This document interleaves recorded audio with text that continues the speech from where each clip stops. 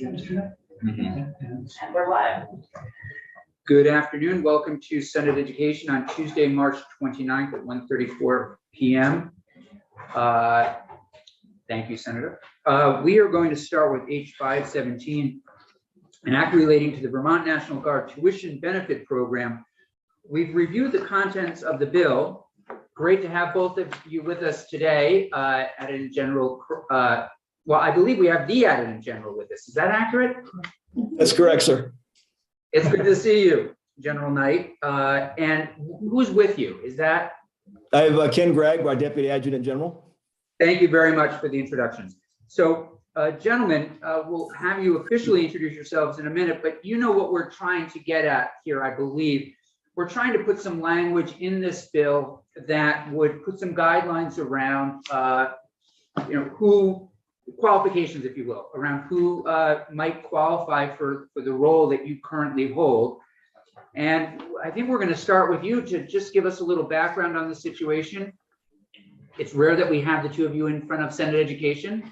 So any other information you'd like us to know at this point, and then just tell us a little bit about the qualifications that you think we should include. And we have our staff attorney, Jim Demarais, on the line as well. So with that, the floor is yours. Thank you, sir. Did you get the read ahead, the recommended language for the criteria? I don't believe we did. We, Daphne? We have like talking points. I'm not sure. If Yeah. there's anything. Right. Oh, okay. We have the talking points. Yes. Okay, thank you very much, sir. So I'm Greg Knight, the Vermont Adjutant General, and today I'd like to talk about qualifications to hold this office. At present, there are none. When I look at what I've done in the past a little over 3 years now in this position, it became very apparent to both Mr. Gregg and I the importance of having qualifications. In this role, I'm the spokesperson for the Vermont National Guard. That's both Air and Army, and that's at many levels. I function certainly within the state, speaking to our legislature, to the governor, lieutenant governor, our congressional delegation. I've been very active on the national stage with National Guard Bureau, both the Air and Army National Guard directorates.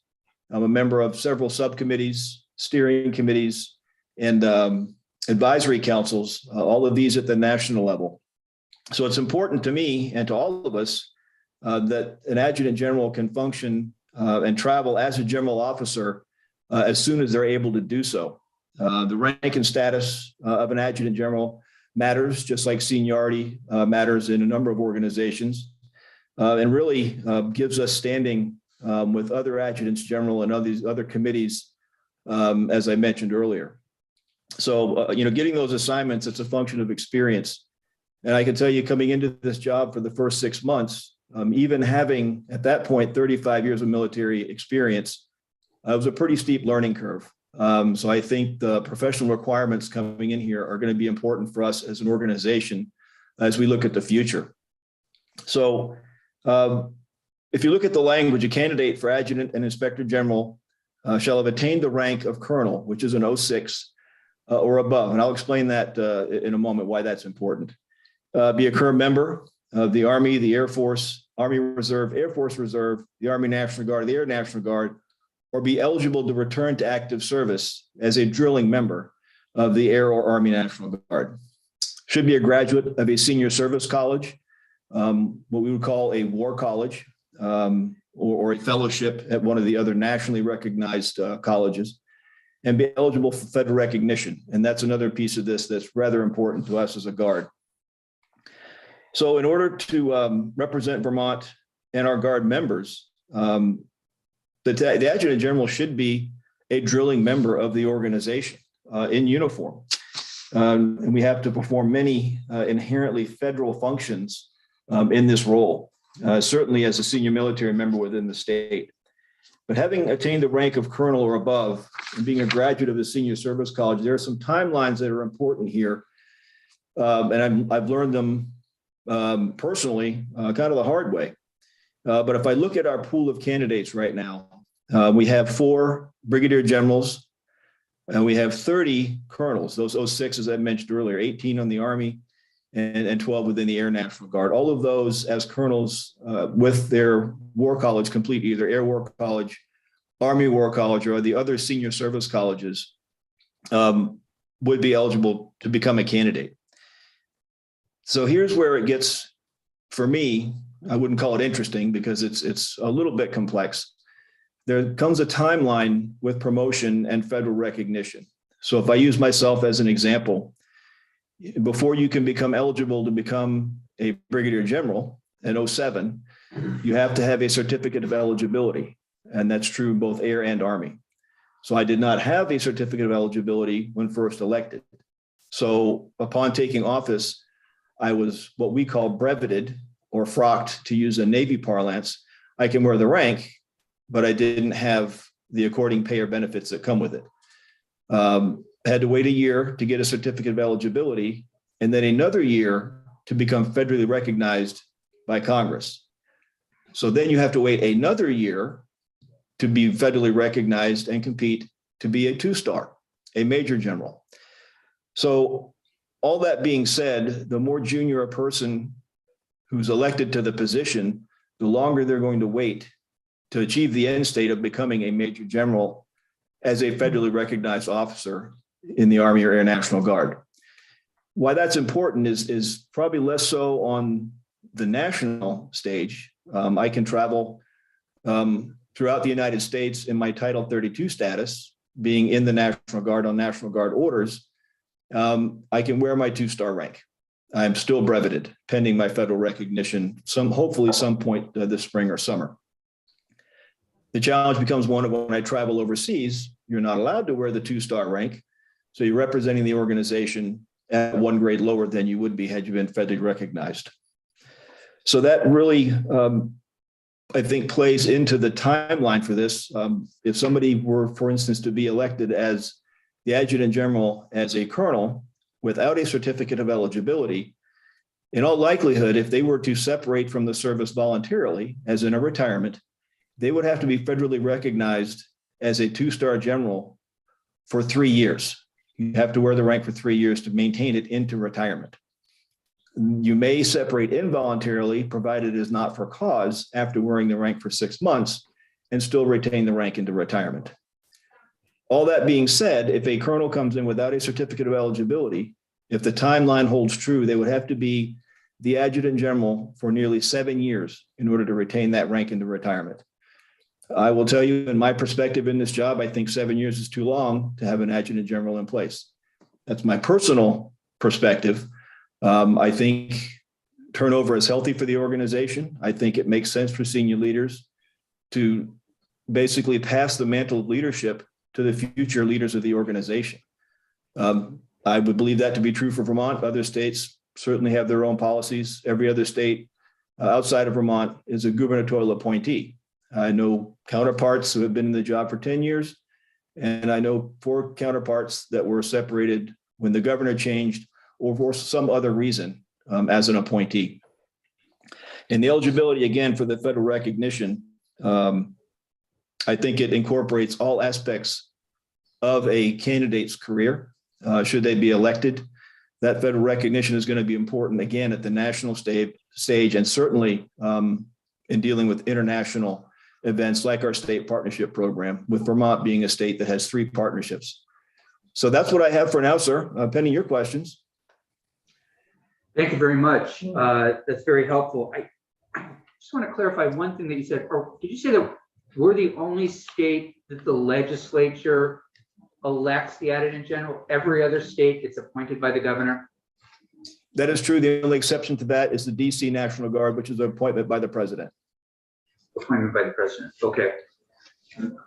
Thank you for that. I mean, I don't know if that's something you want to weigh in on or not. I mean, we're just looking at this point around requirements, but it certainly is. It's interesting to me that we're a bit of an outlier, if you will, around the appointment process. And I don't know if that's something that you see as somebody who has that role right now is a good way to move forward, or if it really should be based on gubernatorial appointment. Well, Senator, what I did when I testified to Senate Gov Ops with Senator White, I provided pros and cons of either, because there are benefits to having an election, and there are certainly benefits to a gubernatorial appointment. The two primary takeaways for me, and if you'd asked me this question 3 years ago, having just campaigned for this job, I would have been happy to see a gubernatorial appointment.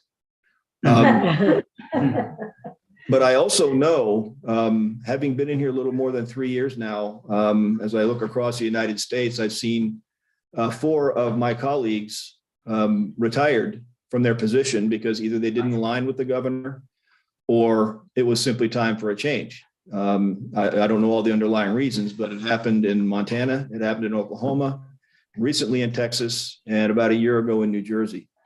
So I don't know all the underlying reasons for it. But for me, every day is an interview. And I look back at it, being interviewed by 180 and folks who are deliberating on behalf of this organization. That to me gives our members a voice. They have representatives and senators that they can reach out to. If they've worked with that officer and feel they are up to the task, they can advocate. If the converse is true, they can do that as well. Yeah, it is interesting to me because I feel like we try to not politicize the military in any way. But you raise a really good point, whether you're appointed by the governor or if you're elected, if you're actually campaigning, it's politics. And to me, I think back to the events of January 6th, and that's where the military just, not just, but did its role, and in a non-political way, if that makes sense, which I appreciate very much. Senator Terenzini.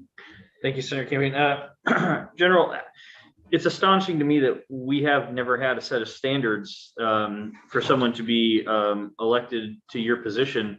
Do you know the history of that, or why we have never had a benchmark or standards for this individual up until, at least the discussion of today?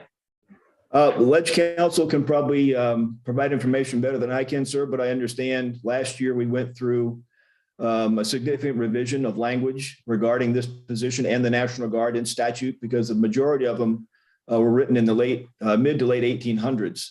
Again, I'll defer to Ledge Council to testify to that.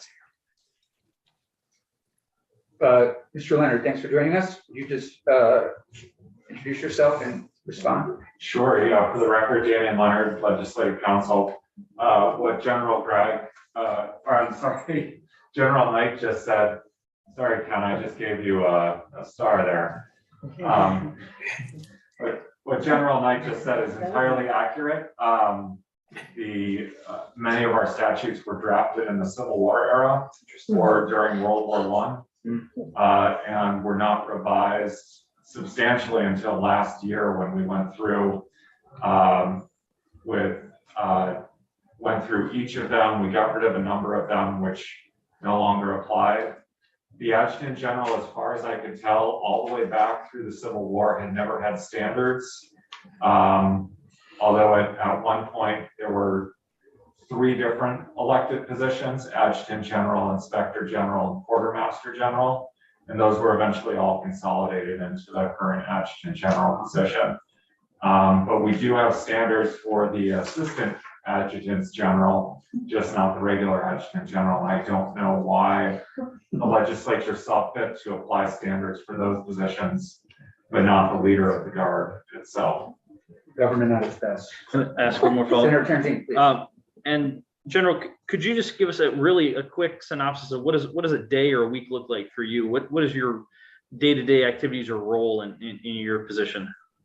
Well, Senator, it's a little bit of everything. A lot of today, I'm preparing to testify to a joint session with House General and Senate Gov Ops on our annual sexual harassment, sexual assault, and gender report.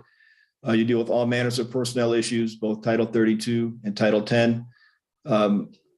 Very active within the state partnership program. So there's a lot of international engagement. We're preparing for our May 5th or the May signing ceremony here in Montpelier with Republic of Austria, our newest state partner.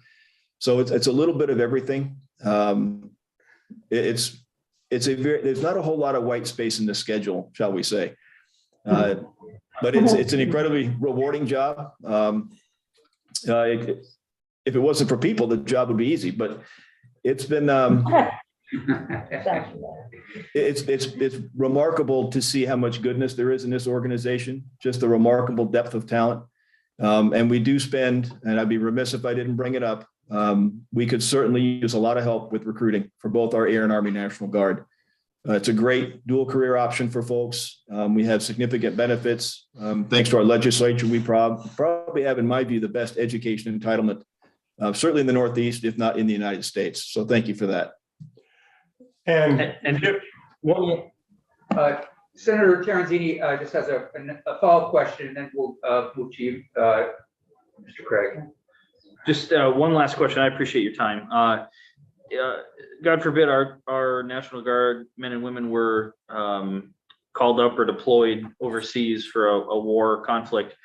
You would be deployable with them, or your mission would be to stay home, or how would that work? It would be a rare occasion for an adjutant general to be mobilized, but that's a condition of being a drilling member of the Guard. I have to maintain my readiness just like any other member of the organization.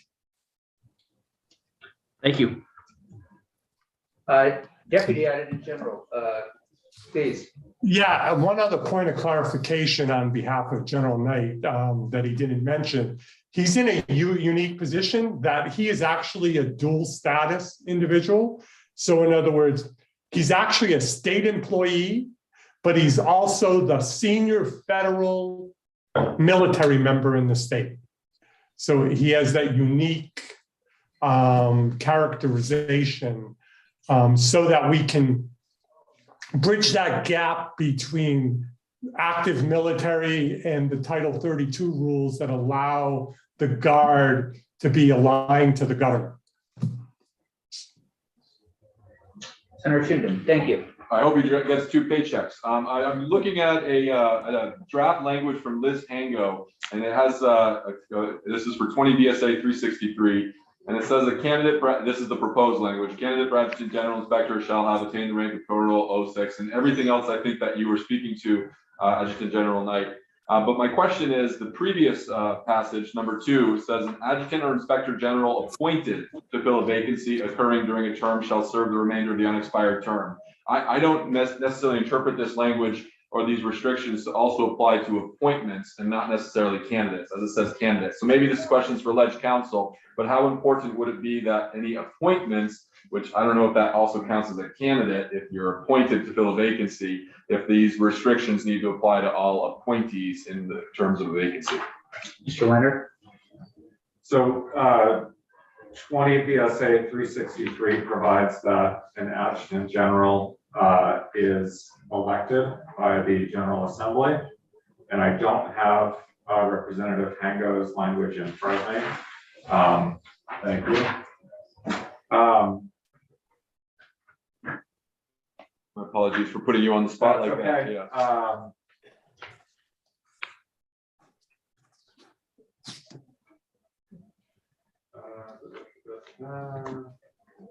It would seem to me that if these restrictions, if I may, Chair, Please. that these qualifications would be just as important to apply to an appointee, so as to not circumvent these standards in the circumstances of a vacancy.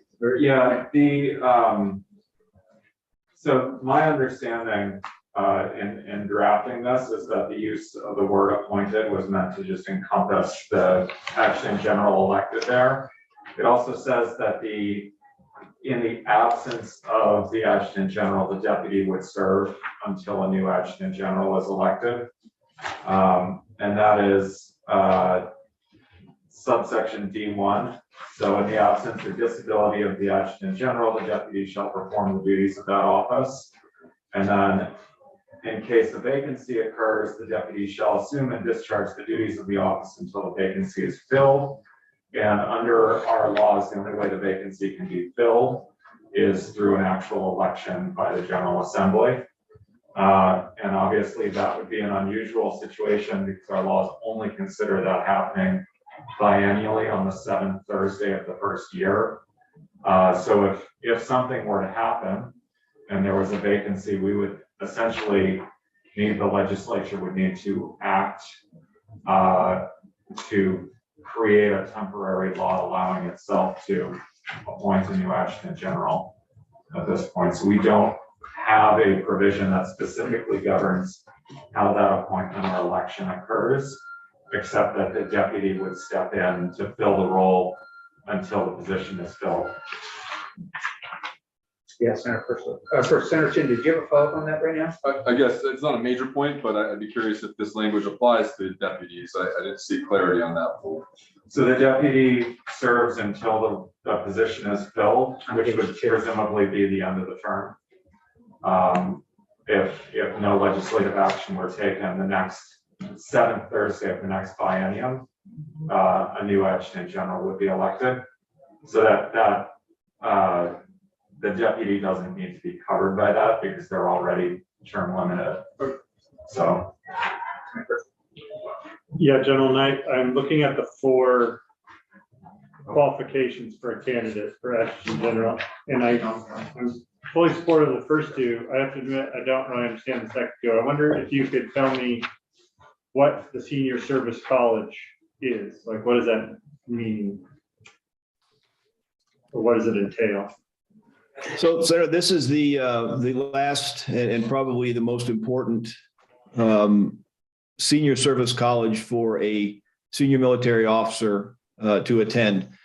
So I had the good fortune of attending the Naval War College in Newport, Rhode Island. That was a year in residence. And it's important because it's joint. So it's all components, all branches. It's interagency. So probably every letter agency in the federal government had students attending there. And it's also international. So you're getting exposure for work on the international stage. We talk strategy, we talk policy, we talk national defense decision-making. We talk strategic military operations, joint military operations.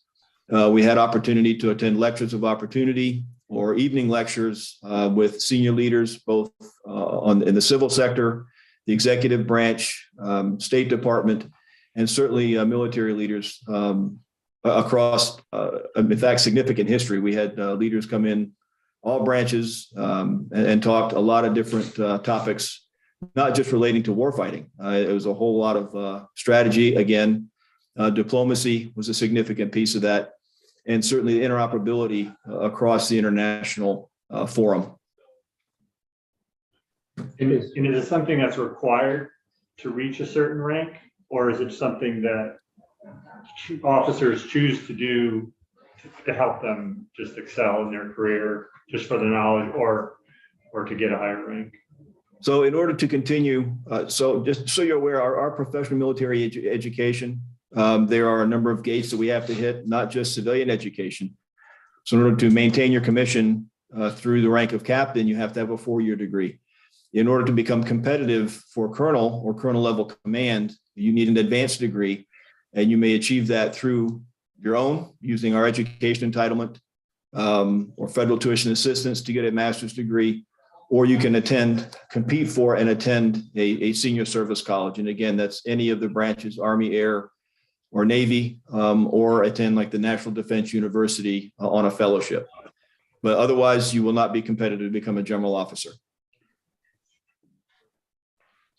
And real quickly, the federal recognition, can you give me a quick explanation of what that means to be eligible? Yes, sir. So in order to maintain your commission, you can be a state adjutant general without a federally recognized commission.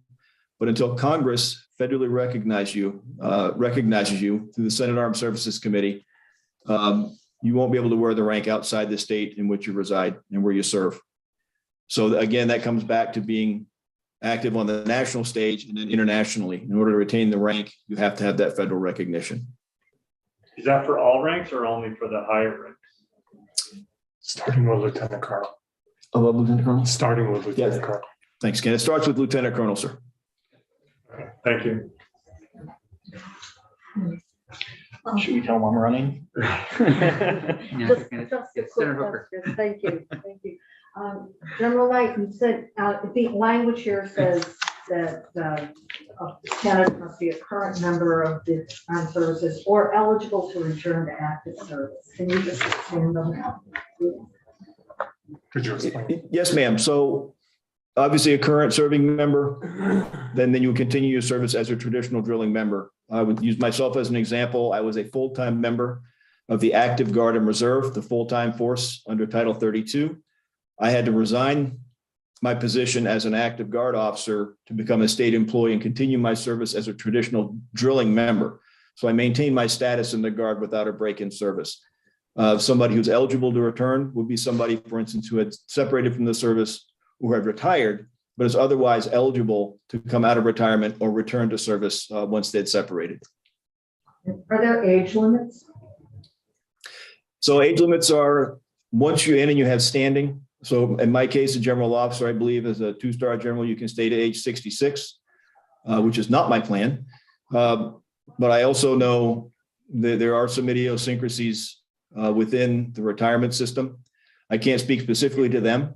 I could tell you that between the ages of 17 and 42, you can join the Guard. You may require an age waiver that's processed through National Guard Bureau.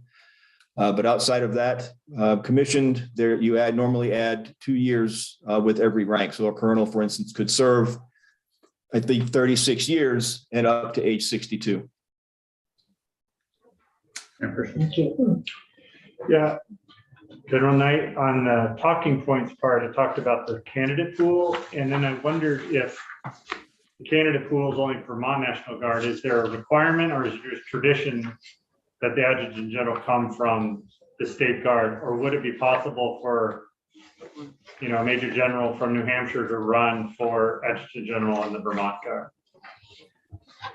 Senator, I've never seen that happen in Vermont. I do know that other states, I've spoken to colleagues in other states. I believe New York actually hired an adjutant general or appointed an adjutant general by the governor who was from Iowa. So it's not unheard of. But in my perspective, we've got a pretty significant candidate pool here. They know our organization, they know our strengths and weaknesses, and they certainly know the direction that we're working to take the organization. So their advantage is having somebody who's within our organization to be able to carry that forward. Did you consider at all making that a requirement? Well, actually, I don't think it needs to be, because in the requirements, it says they need to be all it says is they have to be able to be a member of the National Guard. So if they're not a part of the Vermont National Guard, they would have to be able to become a member of the Vermont National Guard. So I think it leaves that open, and I'm not sure that there's a value to it being a requirement. Well, it just says they have to be a member of the Air National, you know, of the Guard, not the Vermont Guard. Right. So what I'm saying is, yeah, but at a point, if they're going to join, if they're going to become the Adjutant General of Vermont, they will need to be able to be a member of the Vermont National Guard, because that's where their billet is going to be.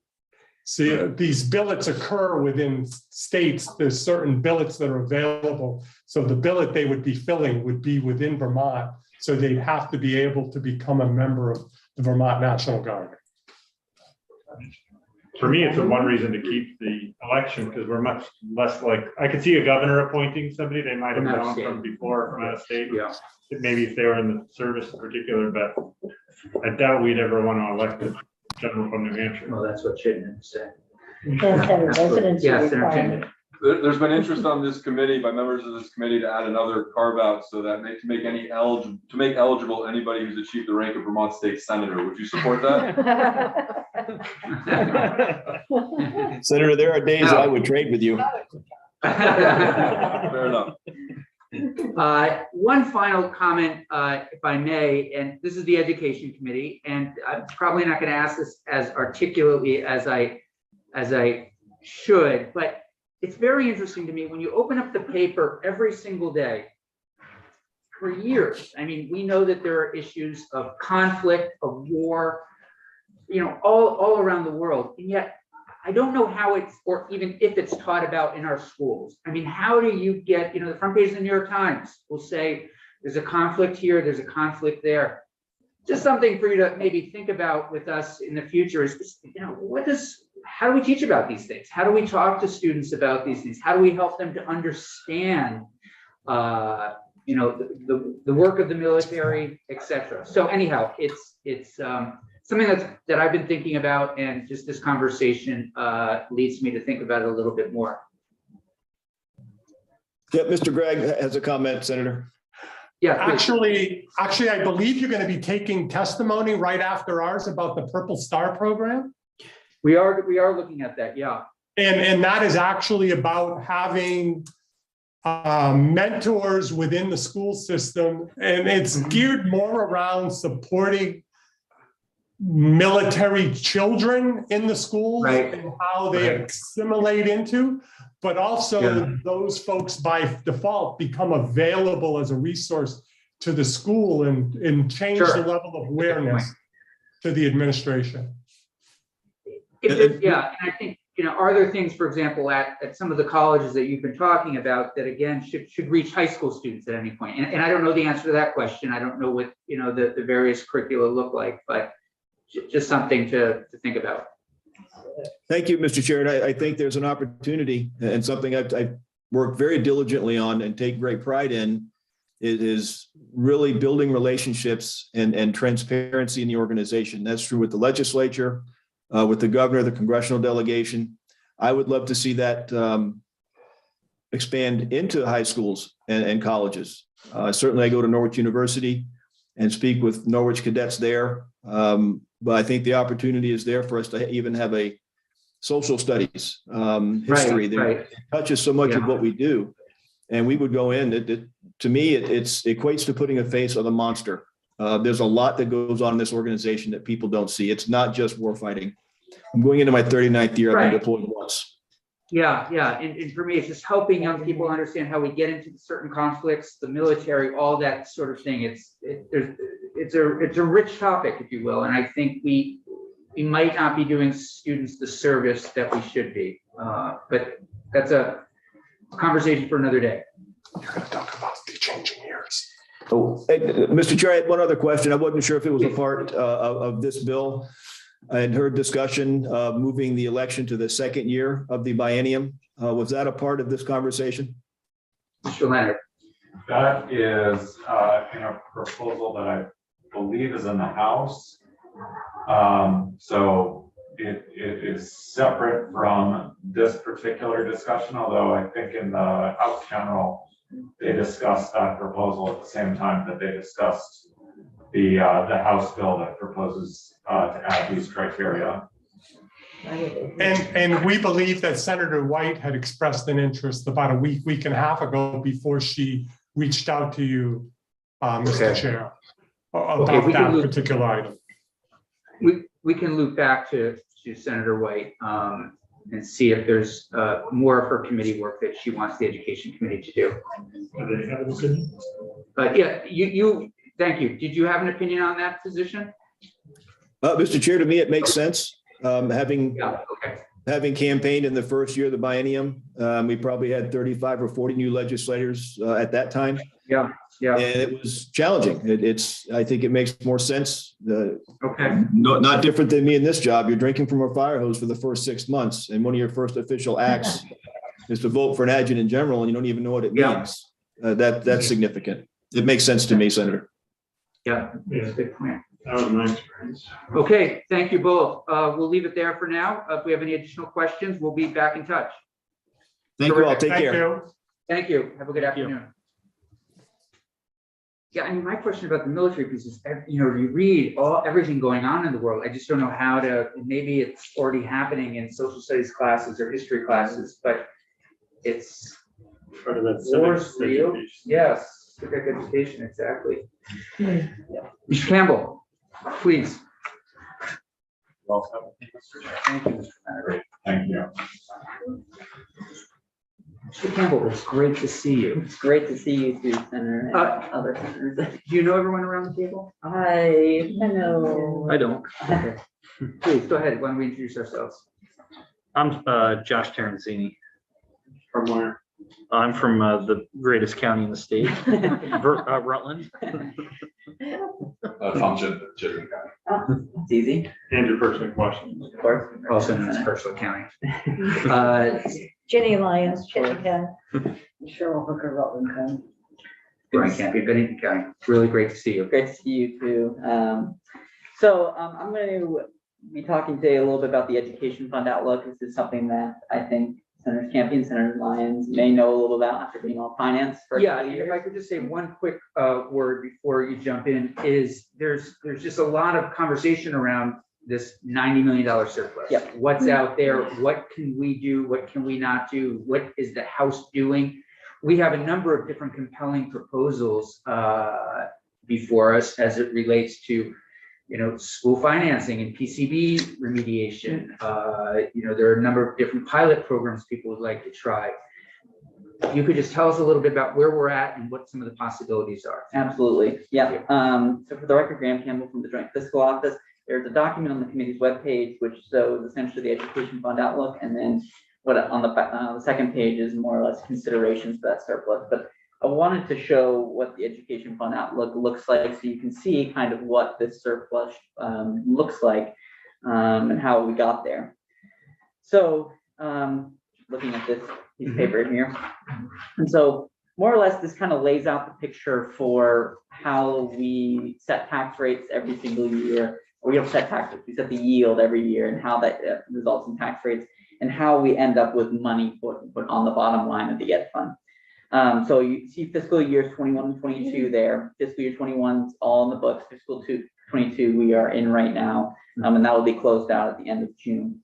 But I'll walk you through essentially the lines in the outlook here. The first 10 or so lines, A through H, these are more or less reference lines to give you a sense of what the average homestead, average income rates, the yields are, and spending growth. So if we look at FY23, which is, this is information. This column here basically tells us information that we know right now based upon education spending from what we know from town meeting, what we know we're going to be spending in categorical aid to districts, and what we have projections for in the forecast. So right now, if no money is allocated to reducing tax rates or for any other purpose, we'd be looking at an average homestead property tax rate of $1.40 and a non-homestead rate, an average non-homestead rate of $1.48 with an income rate of about 2.36%. You can see rows G through H, the average education spending with information coming in from town meeting this year, growth is expected to be 5.4%. So it's quite a bit higher than it was the past 2 years. Rows 1. Yes, please. Maybe you'll get to this, but so why do we have a large increase in spending but a decrease in the average tax rate? I'm going to get to that. It's a great question. So lines 1 through 8 show you all the money that's coming into the education fund. Lines 1A and 2 are essentially the property tax revenue that we collect, but that number is a function. It's really sort of what I would call, what I say colloquially, is the last piece of information. So basically, when we set taxes, what we do is we calculate how much revenues we expect from the sales and use tax, the meals and rooms tax, purchase and use tax, all our revenues. We calculate how much spending we have, in lines 10 through 19. And then basically we see that difference, and then we use that to set the yield and fill in the difference with property tax revenue in lines 1A and 2. And so in lines 1A and 2, you see the property tax revenues for fiscal year 20. 1B is sort of an offset for the property tax credit. So that's how much we expect to pay on property tax credits this year. And then you see all the non-property tax revenues going to the education fund. So we expect there to be about $1.9 billion worth of revenue this year. The next 10 lines are essentially how much we're spending out of the education fund. So line 10 is what we think of as education spending. So this is the amount that is approved by schools, but is net of any categorical aid they'll receive. So let's see, what line is it?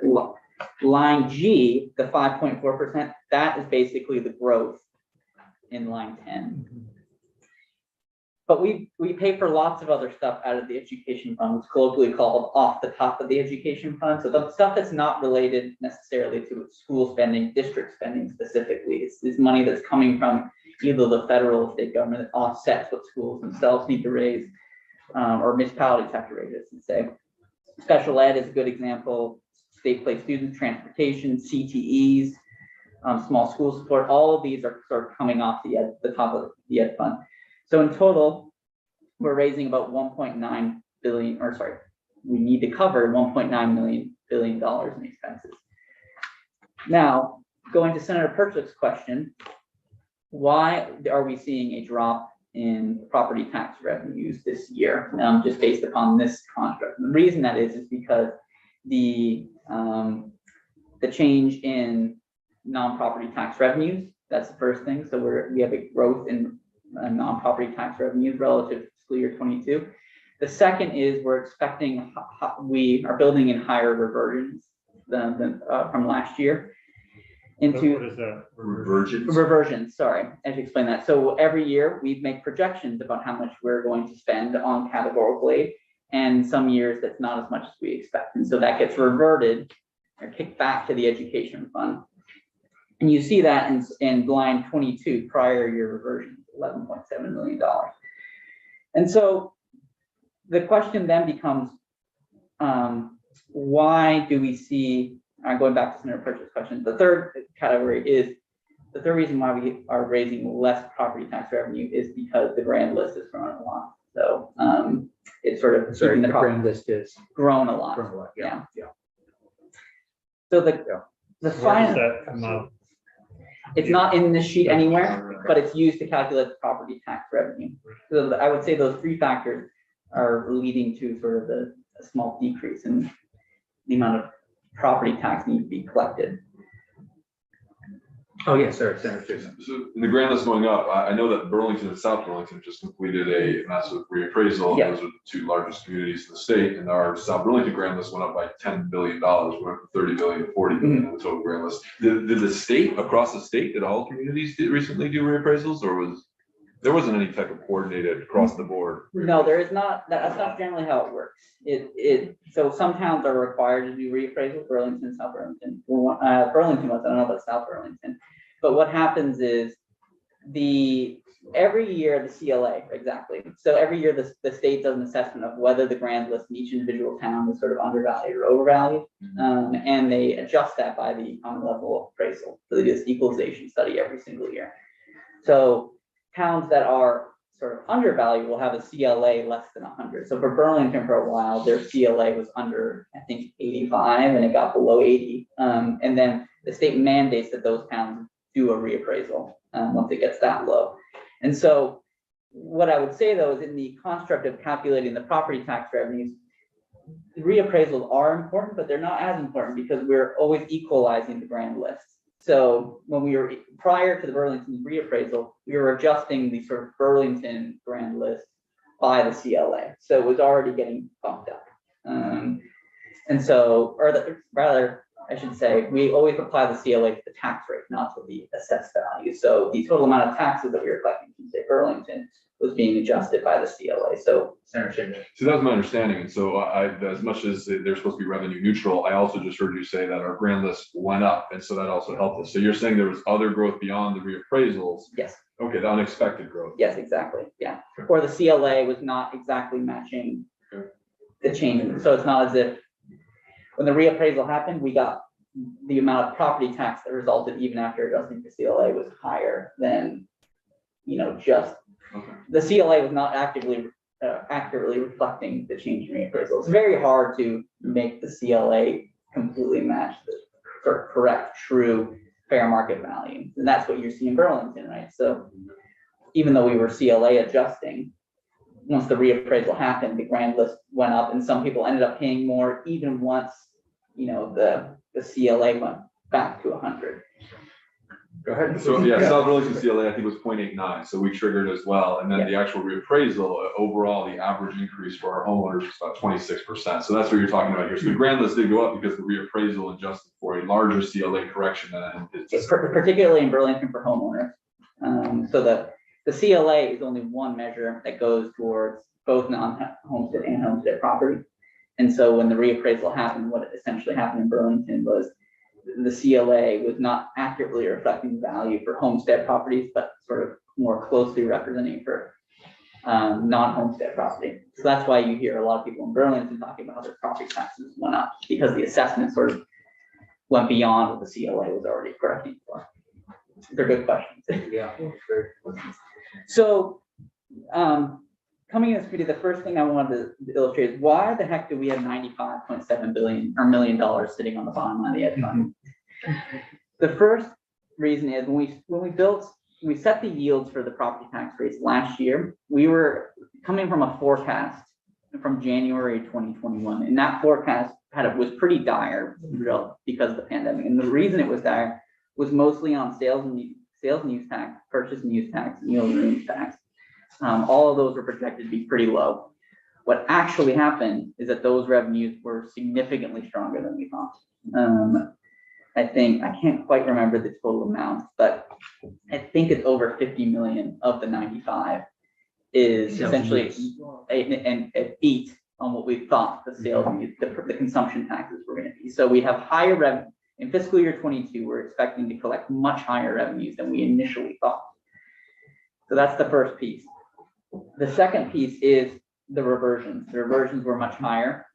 So you can see the $11 million, so line 22, that helps build in. And then the other sort of small bit is just, random pieces that came in higher or lower in terms from the appropriation side.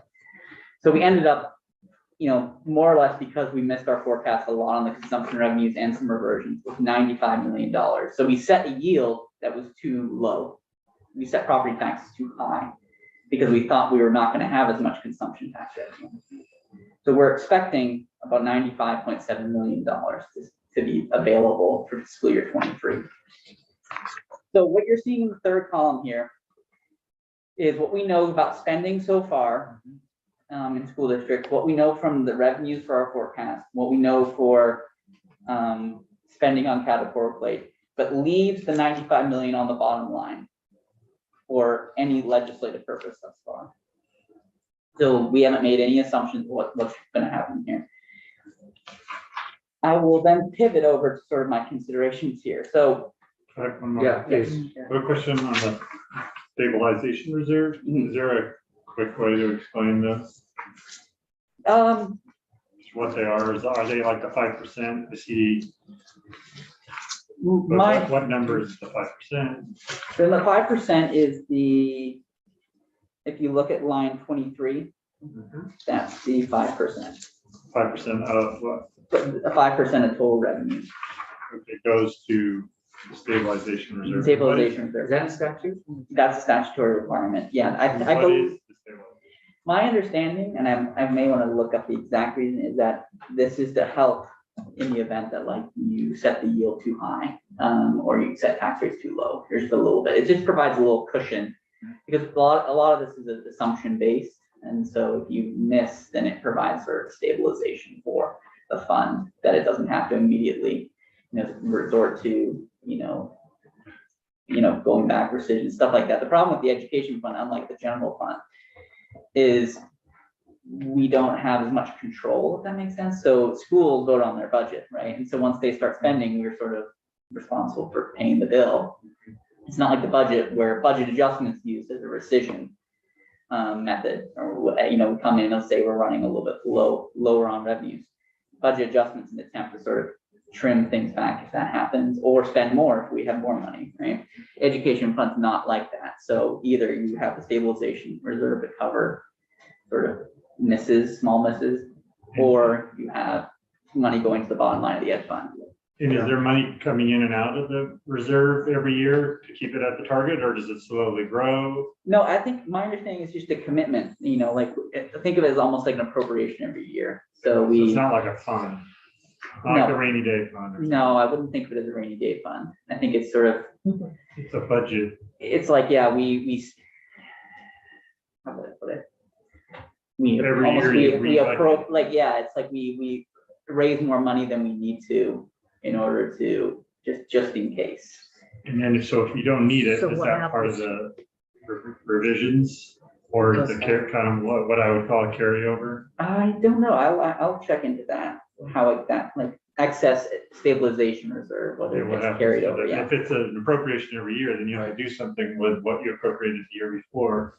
Does budget adjustment play into anything? But yeah, My time at the legislature, budget adjustment typically does not hit the ed fund. okay.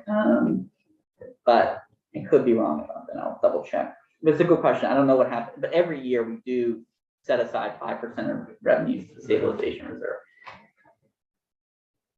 So more or less, the broad story here is we set the yields and tax rates in 22. Revenues came in much higher, reversions were higher.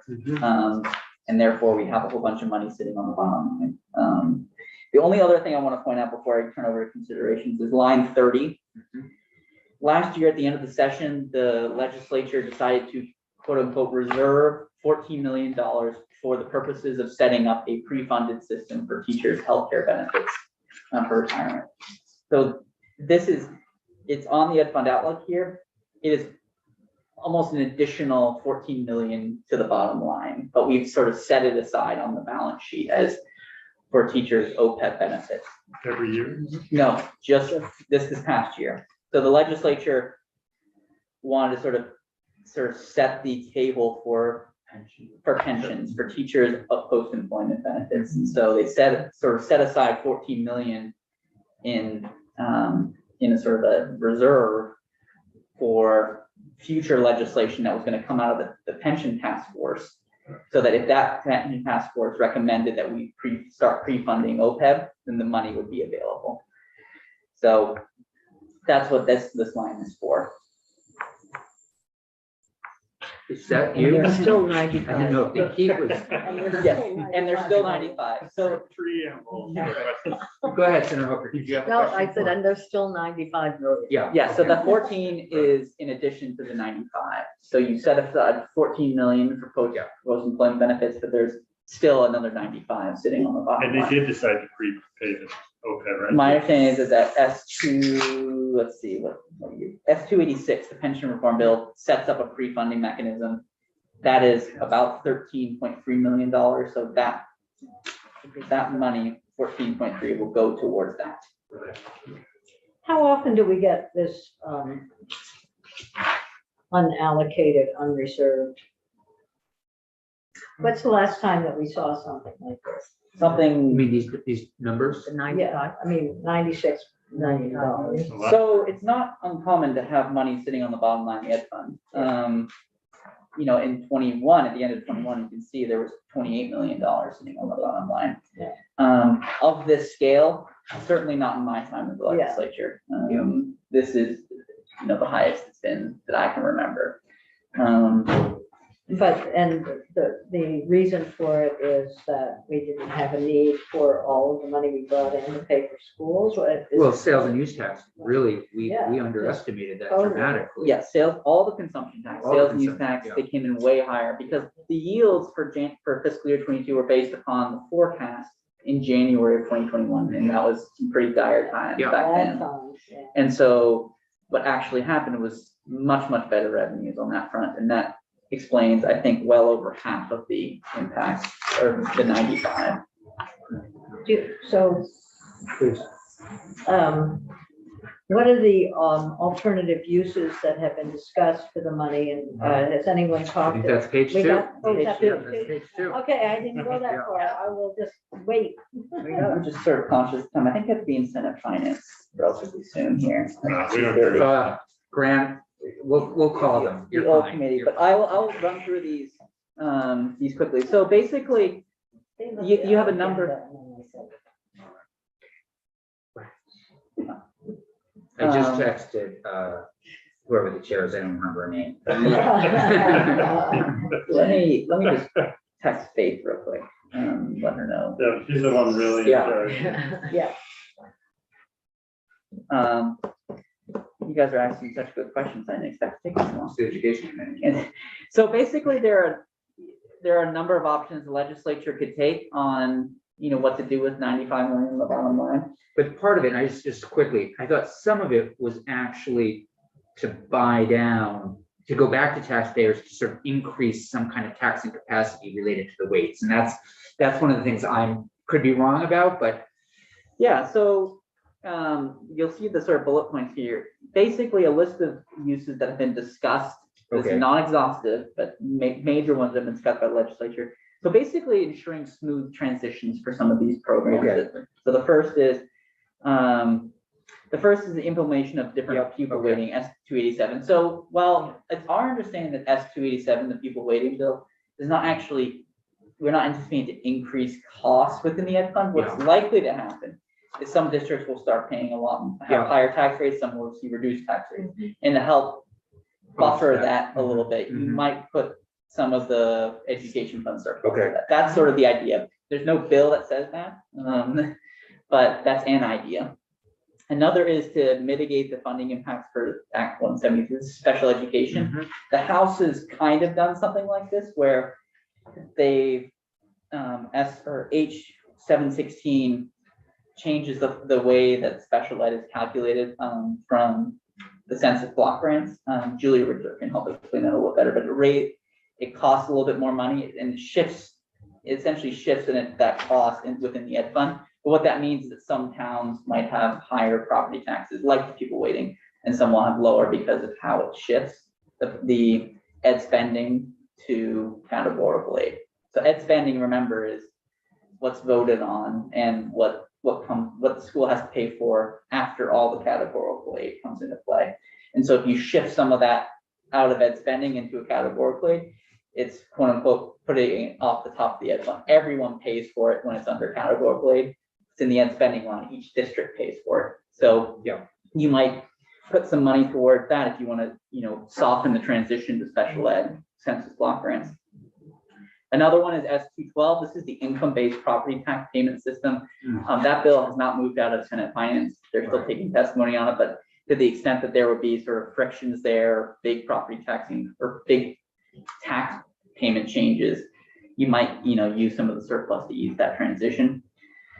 Another is school construction and maintenance. That's one that's been, I think probably in this committee and other committees, there's a huge backlog. This is related to PCBs in some ways. Exactly. in some ways When I say maintenance here, I'm talking about PCBs as Yeah, well. okay. I believe there's a study, I don't know if it's our office, but there's a study on school construction need out there. And so this money could be used for something like that.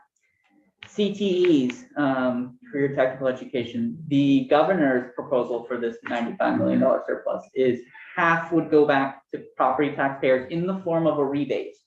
So we'd look at who paid property taxes last year and then issue them a check for as a rebate, rather than the traditional way of putting it towards property tax rates this year. And the idea behind that is when you put a lot of money towards property tax in the future years, once that money goes away, then people's property tax rates just come right back up again, and it sort of shocks the system a bit.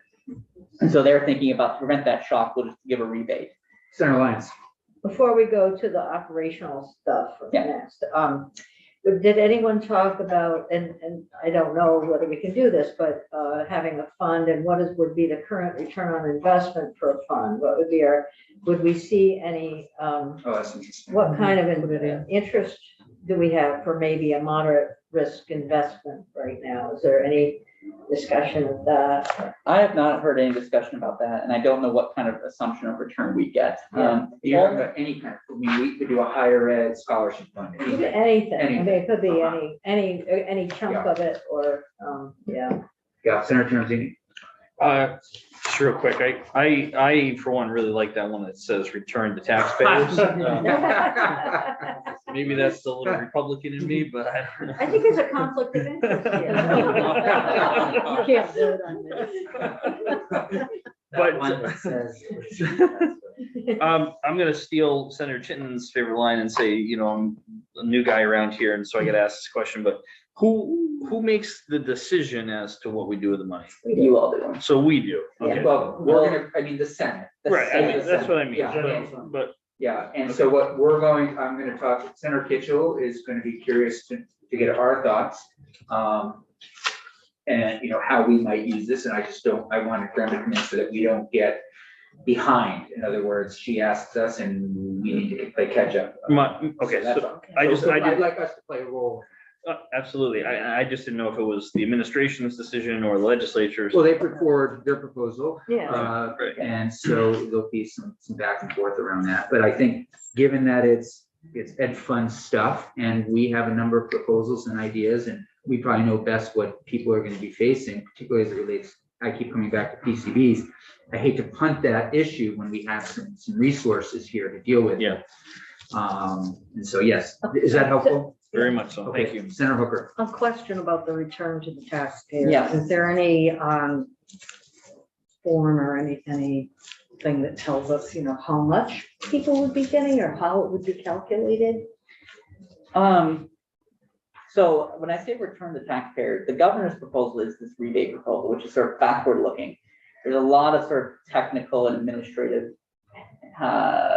details that would need to get ironed out to make that happen. The House has not endorsed that proposal.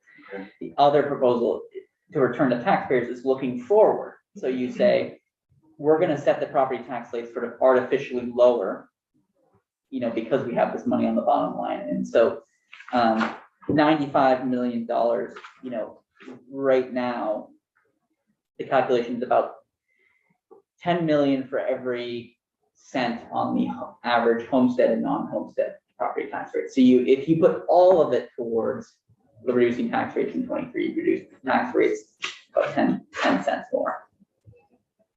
But then you'd have to raise it in a few years. But then next year, if you didn't have money on the bottom line, it would have to go back up, because it's not as if school spending comes down.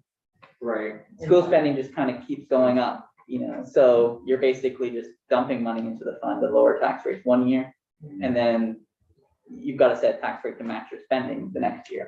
So No, I'm just looking at the list that's here, and obviously there are things that have been neglected in the past. So, it could be special ed, it could be school construction, and in our case, PCB. So having some longer term fund investment that would, I don't know, as I said before, it would be interesting to know if we were holding back on 40 million or 20 million, what could we do with the interest on that over time? Because a lot of what we're looking at here is, it feels like one-time funding and then it's gone. And I'm a little more conservative than that. I like to see some kind of longer-term use. So when we give it back to Senator Karanzini, we want to make sure that he puts it in the bank, right? But I'm just curious if any of that conversation is today. no, so putting the money into like an interest-bearing fund for some other purpose has not been discussed. At least we haven't seen it in the legislature. It's been basically the items confined to this sheet. So that's an option, but I don't know.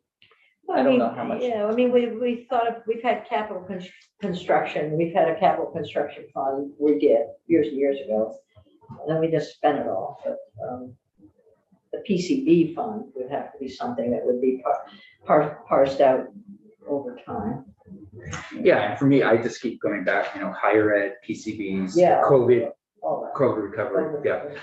In all seriousness, I really like the PCBs as well. And maybe it's a time later we can have a further discussion, but having this money for PCBs would be great. But what we learned a couple of weeks ago, it doesn't seem like even if we had more money for it, we can speed up the process of testing for PCBs. And that's what I took away from our conversation. So, and rather than send the fund to pay for it for years to come. Yeah, we're going to dig into it more. I'm hoping, I think tomorrow or Thursday, people will start to say, actually, we can. I'm hoping we'll get to the point where they'll say, yeah, we can do this in the next 2 years. I'm hoping. I just hate. I to hope see so. us It just didn't give me a really warm feeling when we had that testimony a couple weeks ago. It's like, we're gonna take another 8 years to do this. I know, right? Yeah. Right. Yeah. So the other thing when we're thinking, I'm sorry to do this, but No, go ahead. thinking about the sales and use, we had new revenue, and how much of that was a result of money coming to us from the federal government? So everything in the sales and use tax is, so I would say a huge chunk of it, but only like in a direct manner, or sorry, indirect manner. So people have a lot more money from stimulus checks, bonus unemployment, Yeah. PPP loans, things like this, all this money sloshing about the economy, and people are using that money to buy, taxable goods, things like laptops, computers, TVs, furniture, home improvement goods, gardening stuff, and all this stuff's taxable. So the other side of it too is we see a lot of our e-commerce, our sales tax money from e-commerce vendors going through the roof right now. Yeah. And so that forecast for the sales and use tax is not expected to come down. It's expected to slow down, but the forecast has it sort of shooting up and then staying at a higher level. And the same goes for purchase and use tax. People are buying a lot of cars right now. And the reason why there's sort of slower growth in the purchase and use tax is not because we think that people will stop buying cars, because there's not enough cars to buy right now. Right. And so the meals and rooms tax suffered greatly during the pandemic. So it fell way below pre-pandemic levels in fiscal year 21 and in 22, but it's expected to sort of be back to where it was by fiscal year 23. So you're just seeing a reflection of a different reflection of the economy. So yes, it's from federal stimulus, but not sort of a direct, it's not like the federal government's buying more stuff. It's just more people having more money in their pockets. And your memo was March 23rd update on H737. What's happened since March? Oh, yes. Okay, so the House, Sorry, where are you referencing? Oh, I see, yeah. So I guess the other thing I just want to quickly touch on before I go to the House version is, so the first set of bullet points here are what we're kind of considering one time in nature, although things like school construction, you could create a fund and make it one. There are others that I think are being floated out there that are sort of permanent, that would require an ongoing funding stream that could use the surplus, but will require. The first is universal school meals. The Senate has passed universal school meals, S-100. I think the current estimate for that is about $35 million a year. And so, Wasn't it like, I'm sorry to interrupt, but wasn't it like $8 million when we had the bill? It was not that much. I think it was. Because I remember being on the breakfast. fence about supporting it or not, and it was around $8 million bucks. Yeah. It was just breakfast when I think it passed the Senate. All right, anyway, so that, Go ahead, clarification. yeah, sorry, I should have spoken. Yeah. Clear. So, because I'm not following the bill exactly, but I believe when it passed Senate, it was just breakfast. It might have been $8 million then, but then in the House, they're talking about putting back in the whole thing, and so we're estimating that's about $35 million. Generous over there, aren't they, Jenny? So that's accurate, right? I mean, we just did breakfast. I don't know why I'm looking to you. but Yeah, I can't remember. I remember we passed that thing. I do remember is that what we did? Breakfast Thank shaking, you, yeah. okay. I got a memory right here. Either way, that's an ongoing cost of the Okay. education fund. And we use federal money. I remember that's why That's it right. was easy Yeah. for Karen Gigi to accept it. Right. Right. Somebody else's Right. money. So that's an ongoing cost that you could use the surplus for, but you would every year next time. Like, Yeah, it's on that. The other is modifications to the teacher pension system, S-286. And that one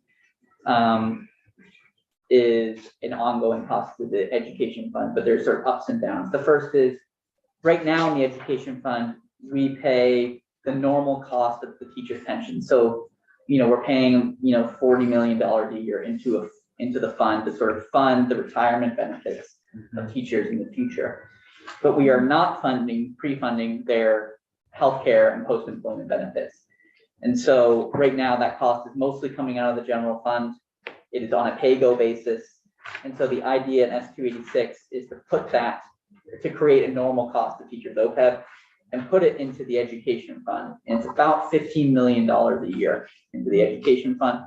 But that same bill requires higher contributions from teachers towards their normal cost and COLA adjustments. So you get an offsetting cost because teachers are paying more towards their retirement. So it's less than a fund cost. But then you're folding in this new $15 million OPEB cost into the education fund. So that's an ongoing liability that you could use the surplus for. But again, it's an ongoing liability. In that 15 million a year for the OPEB, is that in perpetuity or until some time it gets funded? It should be in perpetuity. I mean, well, maybe I shouldn't say in perpetuity, maybe at some point, A long time. a long time from now. Because right now, we're not funding teachers OPEB at all, pre-funding rather. And so the whole purpose is you build up this big old fund and the interest pays out the post-employment benefits. So we are still at like, not even step one. We So are, it's basically a pay-go, maybe a little bit would get reserved. exactly, like you'll just be building up the cost and eventually it'll stop becoming a pay-go. It'll become more of a normal sort of construct for pensions. So with that all said, here's what the House has done so H 737 is the yield bill. I don't know if this committee sees the yield bill or not. We're just, I don't think we'll see it officially, but we'll be asked. So that's the bill that sets the tax rates, but the construct that they use is they're assuming some passage of some bills and booking some items against the ed fund. So, but more or less, here's what they do with the surplus. So first they have to assume, they put in all the pension stuff from S286, which is the sort of third bullet point down here. They put in the S286 money.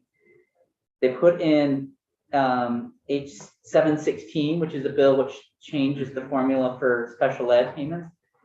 And then they put in a bit out of H 703, which allocates $15 million to CTEs as a one-time. What that does, it leaves them, once you account for all those things, it leaves them with $72 million on the bottom line instead of 95. And here's what they did with $72 million. They put 36 million towards reducing the tax rates in 23. And then they put 36 million aside as a potential funding source for universal school meals. So it's almost like the pension system that we did last year, where we set aside the money without having to sort of, spell out exactly how the program would get, or whether it would come out of the ed fund or general fund. It's just sort of setting it aside for now. Right, because I believe House Ed and others are looking at candy taxes, soda taxes at the site of production, in the producer side, something like that, for the meals piece. So it might be that they end up getting enough. And I think they're also looking at the cloud. That's right. So they set it aside, but in theory, they could come up with revenue sources to cover the cost of revenue. And then this 36 million would just drop to the bottom line again. And this would only just be one time. So to get to something, really, we need something that's going to be more sustainable. So yeah, that's more or less the contract. So I guess what's coming over from the House is the assumption that the pension bill will pass. That H 716 will pass, and then H 703 with $15 million for CTEs in the ed fund will pass. And then once that assumption, that sort of base framework is in place, then they say, okay, then put 36 million to tax rates and put 36 million to universal school meals. Or not put it, reserve it as the side. But those are, and the money's just gone. Yeah. It's gone. I mean, those are operational expenses. Mr. Campbell, very helpful. Yeah, and I'm happy, I'll get some follow-up answers for you, and if you have any other questions. Any other questions for Mr. Campbell? Thanks a million. Thank you. It was really, really very helpful. Come back more often. Yeah. You're always welcome. Have a good one. All right, good to see you. Committee, take 10 minutes, come back at 3, and we will, I'm going to actually ask us to start with Q48, the language. And then we'll go right into S 727 for an hour and then call it a day.